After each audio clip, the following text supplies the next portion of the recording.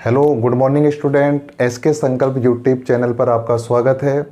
आज उत्तराखंड का हम तीसरा लेक्चर लेकर आए हैं। जैसे आपको विदित होगा, इससे पहले हम उत्तराखंड के 2 लेक्चर की वीडियो डाल चुके हैं और आपको ज्ञात होगा कि उत्तराखंड के अंदर जब हमने वीडियो स्टार्टिंग की थी, लेक्चर शुरू किया था, तो उत्तराखंड के जो राज्य चिन्ह हैं ये चैप्टर हमने शुरू किया है। और उत्तराखंड के राज्य चिन्हों में हमने 2 टॉपिक अभी तक पढ़े हैं। जो 2 टॉपिक पढ़े हैं उन टॉपिकों का नाम था आपके उत्तराखंड के राजकीय चिन्हों में। आपका पहला टॉपिक हमने पढ़ा था उत्तराखंड के अंदर जो राज्य पुष्प है आपका। उसके बाद हमने दूसरा जो टॉपिक पढ़ा था राजकीय चिन्हों में, वो पढ़ा था हमने उत्तराखंड के अंदर जो राज्य पशु है। और आज हम उत्तराखंड के राज्य चिन्हों में जो आज हम पढ़ने जा रहे हैं, वो उत्तराखंड के राज्य चिन्हों में आज तीसरा हम टॉपिक पढ़ेंगे, उत्तराखंड का जो राज्य पक्षी है। तो राज्य पक्षी के बारे में आज हम शुरू करते हैं। उत्तराखंड राज्य चिन्ह आप हेडिंग डालिएगा अपनी कॉपी में। और आज हम टॉपिक तीसरा पढ़ेंगे उत्तराखंड का राज्य पक्षी। और इसके बाद आज ही हम कोशिश करेंगे कि आज ही हम कवर करें कि उत्तराखंड का जो राज्य वृक्ष है, वृक्ष का मीन ये हुआ कि उत्तराखंड का जो राजकीय पेड़ है, वृक्ष है, उसे आज हम कवर कर लेंगे। लेकिन फिलहाल अभी हम कवर करेंगे उत्तराखंड का जो राज्य पक्षी है। तो उत्तराखंड का जो राज्य पक्षी है, आप में से काफ़ी सारे स्टूडेंट जानते होंगे कि उत्तराखंड का राज्य पक्षी क्या है। उत्तराखंड के राज्य पक्षी से क्या क्या क्वेश्चन एग्जाम में बनते हैं, तो सब लोग अपनी नोटबुक तैयार रखना। आज हेडिंग डालेगा राज्य पक्षी। तो राज्य पक्षी से क्या क्या क्वेश्चन आपके बनते हैं, इसको ध्यान रखिएगा। सबसे पहले हम शुरू करते हैं राज्य पक्षी। तो राज्य पक्षी है क्या उत्तराखंड का? राज्य पक्षी है आपका उत्तराखंड का मोनाल। राज्य पक्षी है उत्तराखंड का मोनाल। तो आप हेडिंग में लिख सकते हैं ब्रैकेट के अंदर मोनाल।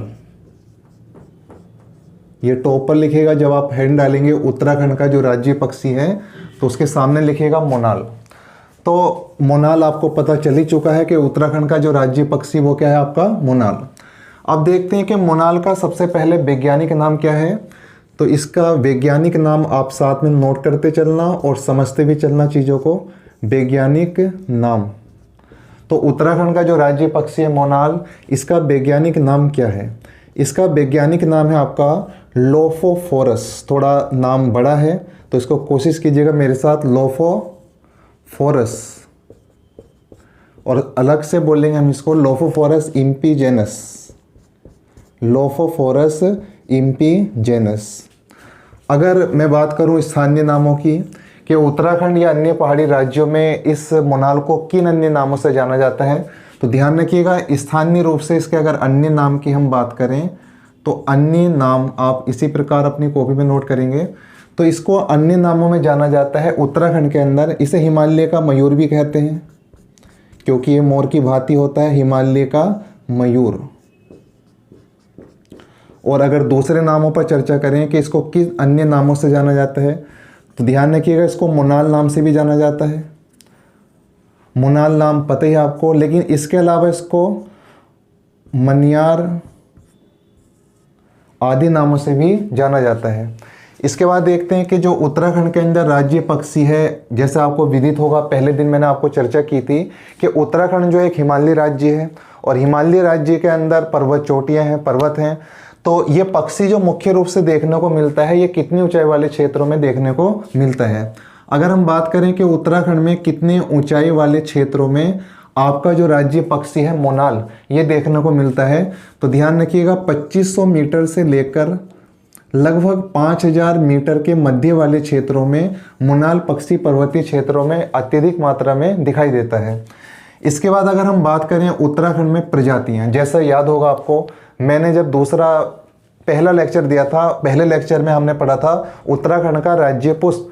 तो उसमें हमने चर्चा की थी कि उत्तराखंड के अंदर जो राज्य पुष्प है ब्रह्म कमल, ब्रह्म कमल की उत्तराखंड के अंदर कितनी प्रजातियां हैं, पूरे विश्व के अंदर कितनी प्रजातियां हैं।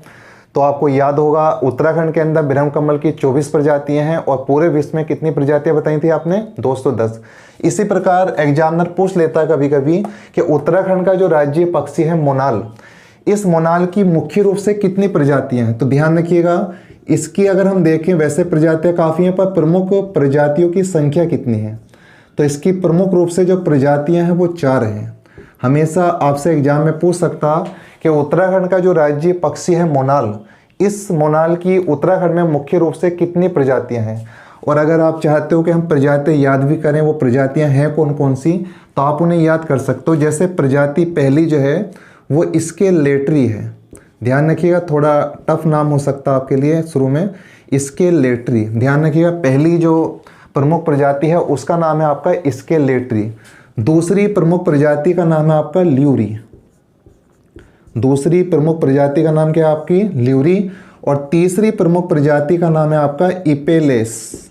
ध्यान रखिएगा, इपेलेस, इसको मैं सही से लिख देता हूँ, इपेलेस। और तीसरी जो प्रमुख प्रजाति, चौथी जो प्रमुख प्रजाति है, सॉरी, तो चौथी प्रमुख प्रजाति आपको याद करने की ज़्यादा जरूरत नहीं पड़ेगी। क्यों?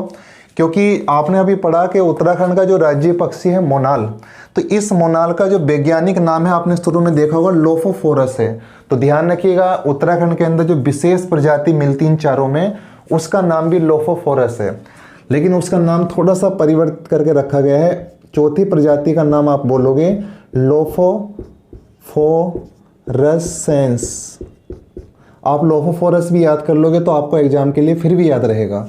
अब यहाँ से आपको एग्जाम में क्वेश्चन कैसे पूछेगा वो कि भाई उत्तराखंड का जो राज्य पक्षी है मोनाल, इसकी उत्तराखंड के अंदर मुख्य रूप से कितनी प्रजातियां हैं? मुख्य रूप से प्रजातियों की संख्या 4 है। वो 4 प्रजातियां कौन सी? स्केलेटरी, ल्यूरी, इपेलेस या लोफोफोरसेंस। एग्जाम में इस तरीके से भी क्वेश्चन आ चुका उत्तराखंड पीसीएस के एग्जाम में 2012 में कि निम्न में से स्केलेटरी क्या है? तो आपको इस प्रकार से उसने ऑप्शन दिए थे, उत्तराखंड में पाए जाने वाले वृक्ष की एक प्रजाति है, उत्तराखंड में पाए जाने वाले एक पक्षी की एक प्रजाति है, या उत्तराखंड में पाए जाने वाले वनों का एक प्रकार है। तो आपको ये भी जानना चाहिए, क्योंकि काफ़ी स्टूडेंट को ये पता नहीं चलता कि स्केलेटरी है क्या। तो स्केलेटरी जो है वो आपके राज्य पक्षी मोनाल की उत्तराखंड में पाई जाने वाली एक प्रमुख क्या है? प्रजाति है। तो आपको ये चीज़ें याद हो गई होंगी कि उत्तराखंड का राज्य पक्षी मोनाल है। मोनाल का जो वैज्ञानिक नाम है वो लोफोफोरस इम्पीजेनस है। इसके जो अन्य नाम है वो हिमालय का मयूर नाम से भी जाने जाते हैं। और एक नाम और इसका देखने को मिलता है, वो नाम है आपका मन्याल।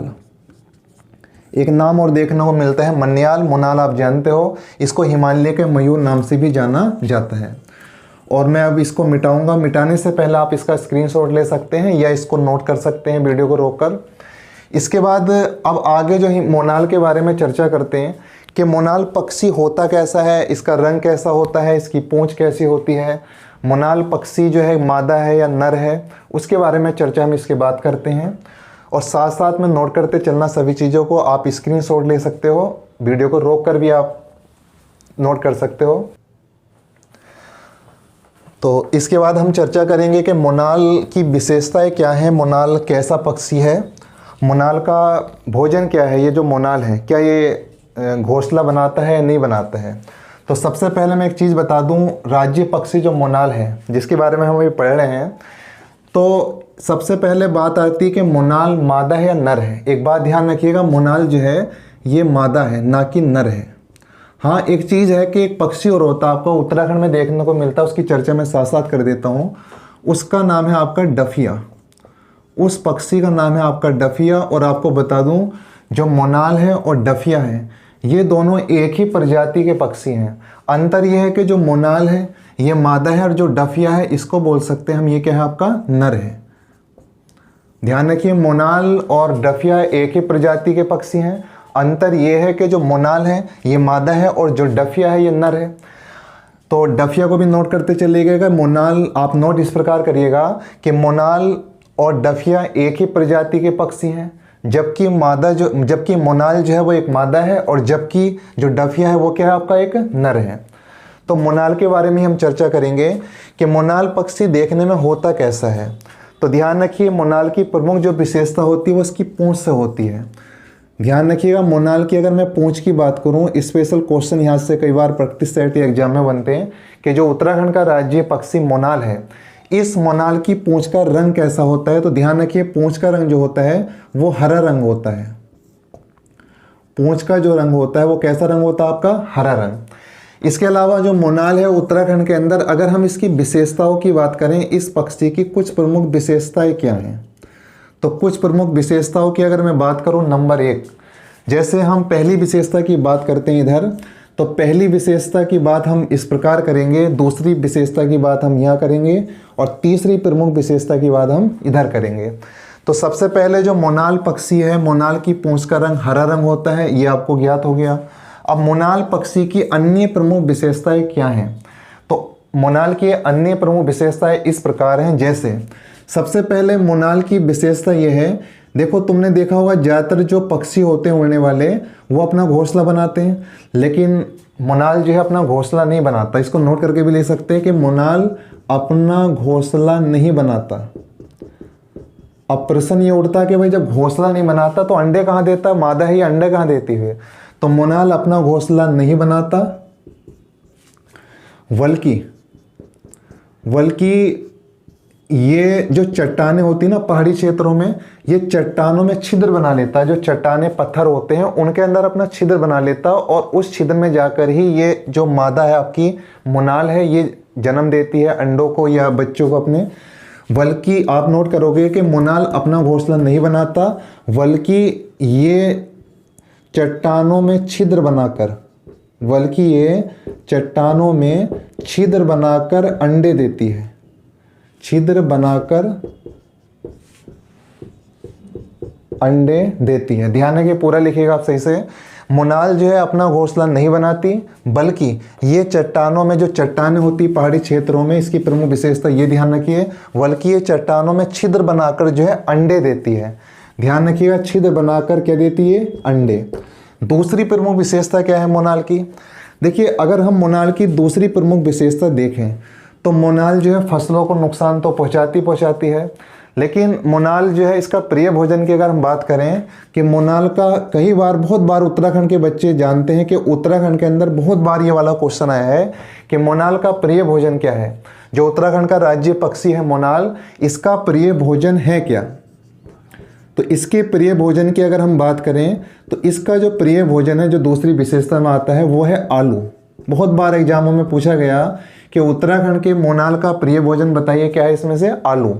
तीसरी प्रमुख विशेषता अगर हम मोनाल की देखें कि मोनाल की तीसरी प्रमुख विशेषता क्या है, ध्यान देखिए, तीसरी प्रमुख विशेषता इतनी इंपॉर्टेंट नहीं है, लेकिन अक्सर देखा गया कि पर्वतीय क्षेत्रों में मोनाल का जो है इसके मांस के लिए भी कुछ पर्वतीय क्षेत्र के लोग जो हैं इसका समय समय पर शिकार करते हैं, जिस पर सरकार समय समय पर रोक लगाती है, लेकिन इसको अभी संरक्षित पक्षी घोषित नहीं किया गया है। तो ये प्रमुख सभी विशेषताएं आप ध्यान रखिएगा, अपनी कॉपी में नोट करिएगा। अब हम अगली चर्चा पर आते हैं कि मोनाल उत्तराखंड का तो राज्य पक्षी है, इसका स्क्रीनशॉट लीजिए और उसके बाद वीडियो रोक कर भी आप लिख सकते हैं। अब इसके बाद प्रश्न ये उठता है कि जो मोनाल है ये उत्तराखंड का तो राज्य पक्षी है, लेकिन उत्तराखंड के अलावा किन राज्यों के अंदर भी इसको राज्य पक्षी का दर्जा सरकार ने दिया है, या वो कौन से देश हैं या कौन सा देश है जिसकी सरकार ने इसको राष्ट्रीय पक्षी का दर्जा दिया है? तो ध्यान रखिए, हमारा जो उत्तराखंड का सबसे पहले पड़ोसी राज्य है, पर्वतीय राज्य, आपको मालूम होगा हिमाचल प्रदेश। तो इस हिमाचल प्रदेश की सरकार ने भी उत्तराखंड की भांति मोनाल को जो है अपने राज्य का राज्य पक्षी का दर्जा दिया हुआ है। इसके अलावा आपसे एक क्वेश्चन और पुटअप होता है कि वो कौन सा पड़ोसी देश है या कौन सा ऐसा देश है जिसने मोनाल को अपने देश का राष्ट्रीय पक्षी घोषित किया हुआ है। तो आप भली भांति जानते होंगे उत्तराखंड का जो पड़ोसी देश है जो ज़्यादा नज़दीक है वो नेपाल है। तो नेपाल ने भी अपने देश का जो राष्ट्रीय पक्षी घोषित किया है, वो किसको घोषित किया? आपका मोनाल को। राष्ट्रीय मैं इसलिए बोल रहा हूँ क्योंकि वो पूरा राष्ट्र है, पूरा देश है, तो उसने पूरे देश का जो राजकीय दर्जा दिया है तो उसे हम राष्ट्रीय पक्षी बोल रहे हैं। और अगर कोई राज्य दर्जा देता है तो उसको हम राज्य पक्षी का दर्जा देते हैं। तो जैसे उत्तराखंड का राज्य पक्षी क्या हुआ? आपका मोनाल। हिमाचल प्रदेश का राज्य पक्षी भी क्या हुआ? आपका मोनाल। और नेपाल देश का राष्ट्रीय पक्षी क्या हुआ? आपका मोनाल। तो ये सारे जो पॉइंट मैंने आपको बताए हैं इनको आप नोट्स बाय नोट करते रहिए और पॉइंट बनाकर लिख सकते हैं। वैसे मेरी भरपूर कोशिश ये है कि बोर्ड पर ही सभी चीज़ें लिखी जाएं और आप पॉइंट बनाकर उनको अपनी कॉपी में लिखते रहें। तो मुझे उम्मीद है कि मोनाल के बारे में आप चीज़ें जाने होंगे।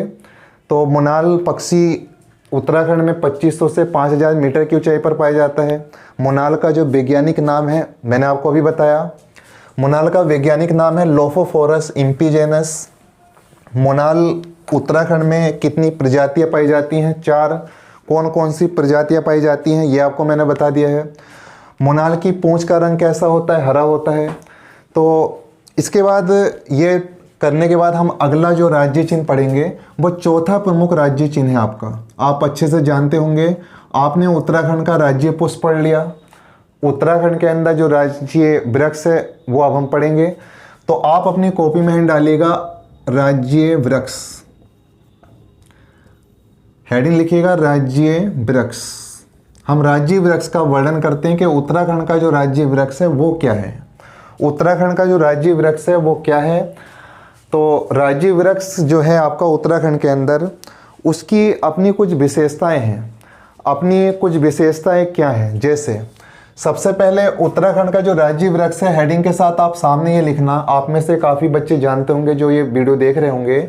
उत्तराखंड का राज्य वृक्ष हेडिंग डाल के जब आप लिखोगे तो इसी तरीके से नोट्स बना के चलिए। राज्य वृक्ष है आपका उत्तराखंड का बुरांस। आप जानते होंगे काफ़ी लोग, उत्तराखंड का जो राज्य वृक्ष है वो क्या है आपका? बुरांस।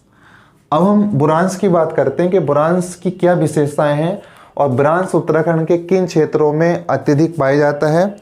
तो सबसे पहले मैं बात करता हूं बुरांस के वैज्ञानिक नाम की। जैसे अभी हमने बात की थी कि उत्तराखंड के अंदर जो उत्तराखंड का राज्य पक्षी है उसका वैज्ञानिक नाम क्या है। तो सबसे पहले हम बात करते हैं कि जो हमारा उत्तराखंड का राज्य वृक्ष है बुरांस, उसका वैज्ञानिक नाम क्या है। तो बुरांस के वैज्ञानिक नाम की अगर हम बात करें तो इसका वैज्ञानिक नाम लेने में काफ़ी बच्चों को कठिनाइयों का सामना करना पड़ता है, लेकिन आप उसको तोड़ तोड़ कर याद कर सकते हो। तो ध्यान रखिए इसका वैज्ञानिक नाम। हो सकता है अभी तक आपने जो 3 राज्य चिन्ह पढ़े उसमें सबसे ज़्यादा हार्ड लगे आपको, हालांकि हार्ड नहीं होगा, थोड़ा नाम लेने में दिक्कत होती है कुछ बच्चों को।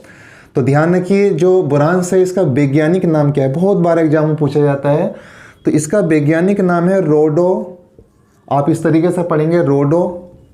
उसके बाद आप लिखेंगे डेंड्रान, रोडो डेंड्रान।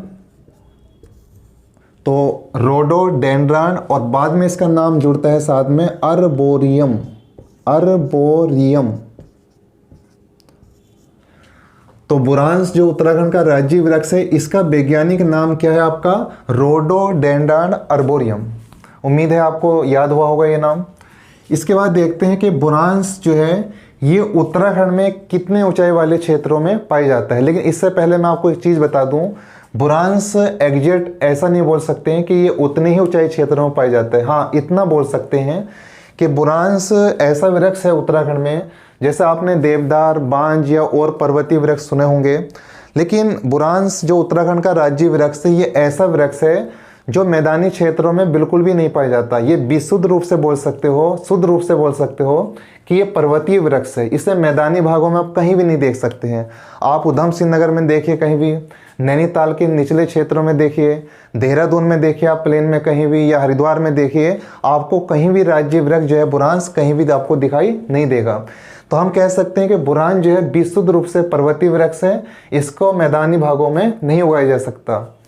इसके बाद देखते हैं कि जो राज्य वृक्ष बुरांस है, हाँ ये जो वृक्ष है पौधा थोड़ी है, ये क्या आपका वृक्ष है। तो वृक्ष है तो वृक्ष की कुछ ऊंचाई होती है।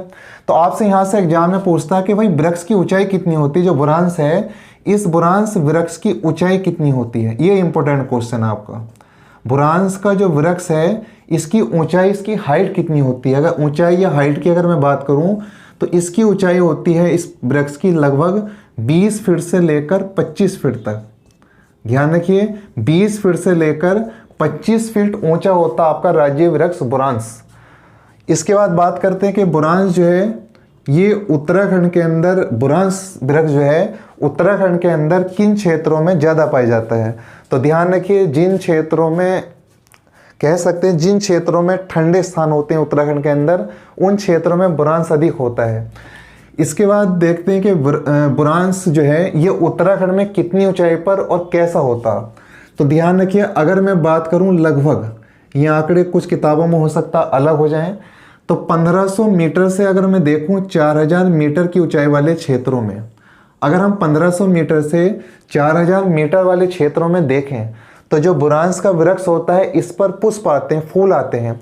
उन फूलों का रंग एग्जाम में बहुत बार पूछता है, तो ध्यान रखिए 1500 मीटर से अधिक ऊंचाई पर और 4000 मीटर से निचले वाले क्षेत्रों में जो बुरांस होता है उसके फूलों का जो रंग होता है वो चटक लाल होता है, चटक लाल, जो बहुत ज़्यादा लाल होता है, चटक लाल।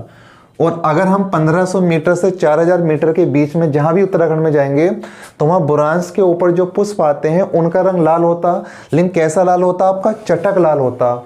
इसके बाद अगर आप 4000 मीटर से ऊपर जाओगे, जैसे मान लीजिए कि ये पर्वतीय क्षेत्र है आपका, या मैं यहाँ बना देता हूँ, मान लीजिए पर्वतीय क्षेत्र है आपका, तो इस पर्वतीय क्षेत्र में क्या होगा कि जब आप इसको ऐसे लिख सकते हो, समय में आना चाहिए, रफली बना रहा हूँ मैं खाली।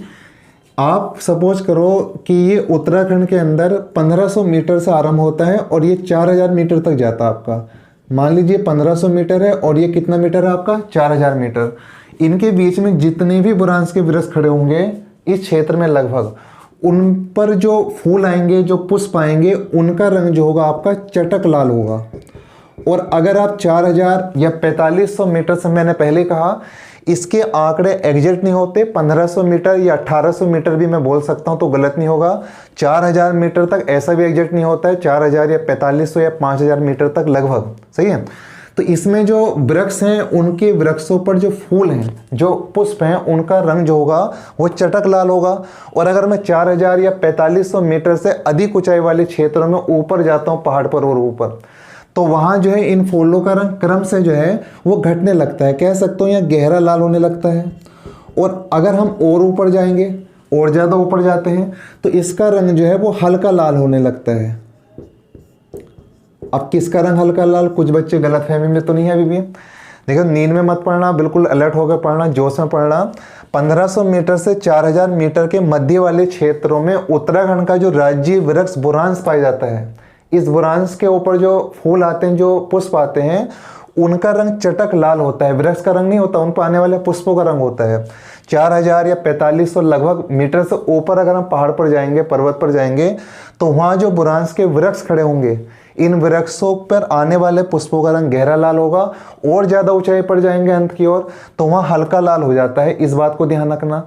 और एक बार अपनी कॉपी में नोट करते चलना कि अगर हम 11000 फीट की ऊंचाई पर देखें उत्तराखंड में, तो सफ़ेद रंग के फूल भी देखने को मिलते हैं। ये बड़ा अजीब लगेगा आपको कि लाल रंग, चटक लाल रंग के सारे मिलने, ये सफ़ेद कैसे आ गए। तो ये नोट करके अपनी कॉपी में जरूर लिखना जब आप नोट्स बना रहे होंगे कि उत्तराखंड में 11000 फीट से अधिक ऊंचाई वाले क्षेत्रों में, उत्तराखंड में 11000 फीट से अधिक ऊंचाई वाले क्षेत्रों में जो बुरांस का वृक्ष पाया जाता है, उस बुरांस के वृक्ष के फूलों का जो रंग होता है वो सफ़ेद होता है। ये इंपॉर्टेंट है, ध्यान रखना। उत्तराखंड में 11000 फीट से अधिक ऊंचाई वाले क्षेत्रों में जो बुरांस के वृक्ष पाए जाते हैं, उन वृक्षों पर जो पुष्प होते हैं उनका रंग होता है आपका सफ़ेद। तो ये चीज़ें नोट करते चलिएगा कि राज्य वृक्ष बुरांस है। बुरांस का वैज्ञानिक नाम थोड़ा अजीब लगेगा, 2-4 बार दोहराइए, लिख कर देखिए, रोडोडेंड्रन अर्बोरियम। वृक्ष की ऊंचाई की बात करें तो 20 से, सॉरी ये गलत लिखा गया था, 20 से 20 फीट नहीं होगा, 20 से 25 फीट होता लगभग। ये इस वृक्ष की जो ऊंचाई होती है वो लगभग 20 से 25 फीट होती है। इसको सुधार कर लीजिएगा अगर लिखा हो आपने भी। 1500 मीटर से 4000 मीटर पर पाए जाने वाले वृक्षों पर जो पुष्प आते हैं उनका रंग चटक लाल होता है। और 4000 या 4500 मीटर से अधिक ऊंचाई वाले जो वृक्ष होते हैं उनका जो रंग होता है वो आपका चटक लाल से बढ़ता चला जाता है, गहरा लाल या हल्का लाल। और 11000 फीट से अधिक ऊंचाई पर जो वृक्ष है वहाँ सफ़ेद हो जाता है। इस चीज़ को नोट करिए। इसके बाद अगली चीज़ पर आते हैं। अब इसके बारे में थोड़ी विशेषताएं और बचती हैं कि ये वृक्ष जो है पर्वतीय है विशुद्ध रूप से, ये जरूर नोट कर लेना। मैंने आपको प्रारंभ में बताया कि बुरांस को बिल्कुल भी आप मैदानी क्षेत्रों में नहीं देख सकते हैं, केवल आप इसको देखेंगे तो केवल आप पर्वतीय क्षेत्रों में ही देखेंगे। अब आपने पढ़ा था कि उत्तराखंड के अंदर जो राज्य वृक्ष बुरांस है, तो बुरांस की कुछ विशेषताएं हैं। विशेषताओं के अंदर मैं हर एक राज्य चिन्ह की विशेषताएं आपको अलग से लिखा रहा हूँ। देखिए, नोट्स बनाने का तरीका होता है जो ज़्यादा कॉपी भी ना भरे, समझ में भी चीज़ें आ जाएं और शॉर्ट भी हो जाएं और इस समय का सदुपयोग भी हो आपका।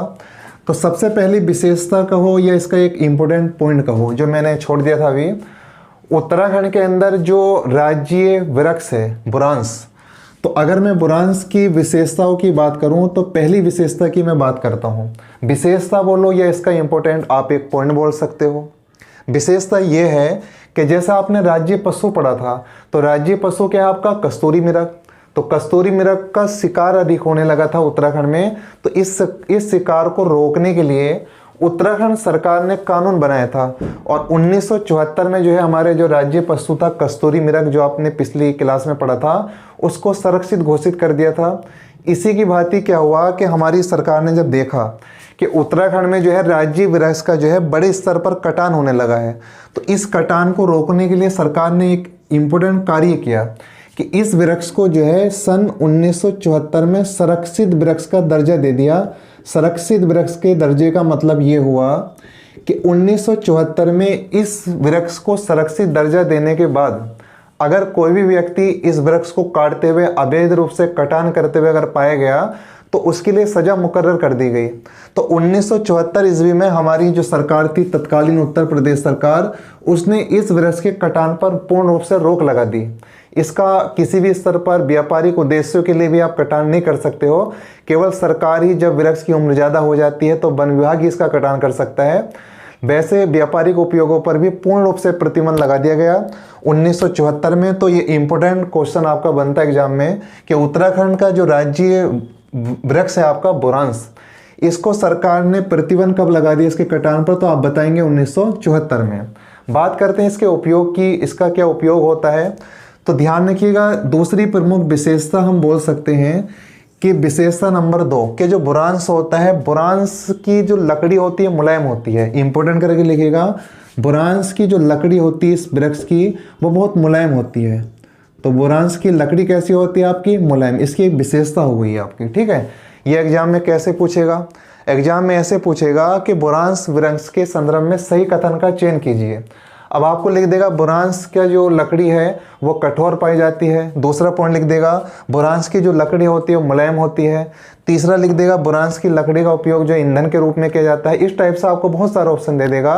तो विशेषताएं पढ़नी इसलिए ज़रूरी है। तो बुरांस की लकड़ी जो है बेहद मुलायम होती है। और तीसरी अगर हम विशेषता की बात करें, अगर लकड़ी मुलायम होती है तो इसका उपयोग किस में होता है। आप एक चीज़ जानते होंगे, कोई भी जब वृक्ष होगा तो वृक्ष में लकड़ी भी होती है और वृक्ष में पत्ते भी होते हैं। पत्तों के बिना कोई वृक्ष नहीं होता। लेकिन जो बुरांस का वृक्ष है इसमें लकड़ी होने के साथ साथ पत्ते अन्य वृक्षों की तरह ही होते हैं, कोई अलग चीज़ नहीं है।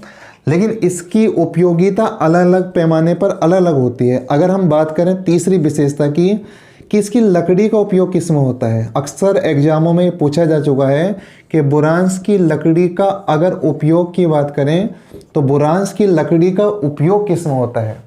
तो बुरांस की लकड़ी का जो उपयोग होता है, ध्यान रखिए, प्रमुख रूप से उपयोग होता है इसका ईंधन के रूप में। ईंधन आप जानते होंगे, जैसे घरों में हम ईंधन के रूप में लकड़ियों का उपयोग करते हैं औरों का भी, इसी प्रकार लकड़ी का उपयोग अगर देखें, बुरांस की लकड़ी का उपयोग किस रूप में किया जाता है आपका, ईंधन के रूप में। लेकिन इसके पत्तों का अलग उपयोग किया जाता है। जो बुरांस के पत्ते होते हैं इसके पत्तों का उपयोग अलग किया जाता है आपका पॉइंट नंबर 4 होगा विशेषता में।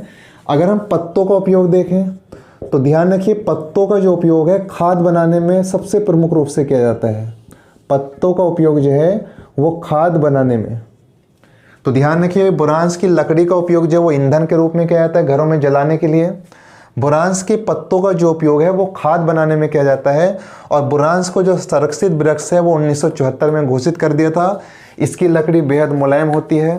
तो ये चीज़ें आप स्क्रीनशॉट लीजिए, आपको समझ में आ गई होंगी।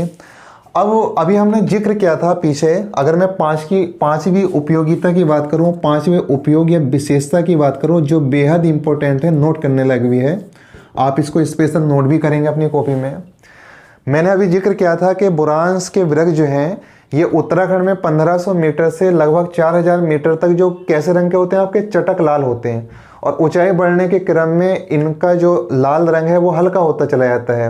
तो मैंने बताया पहले चटक लाल होते हैं, फिर ऊंचाई पर जाएंगे पर्वतों पर तो बुरांस के जो पुष्प होते हैं, फूल होते हैं, उनका रंग गहरा लाल हो जाता है। उसके बाद जाएंगे तो हल्का लाल हो जाता है। तो ये जो पुष्पों की बात चल रही थी, इनका भी अपना आप में एक उपयोग होता है। आप अगर देहरादून के कुछ क्षेत्रों में जाएंगे या कुछ पर्वतीय क्षेत्रों में जाएंगे तो आपको इनका जूस मिलेगा।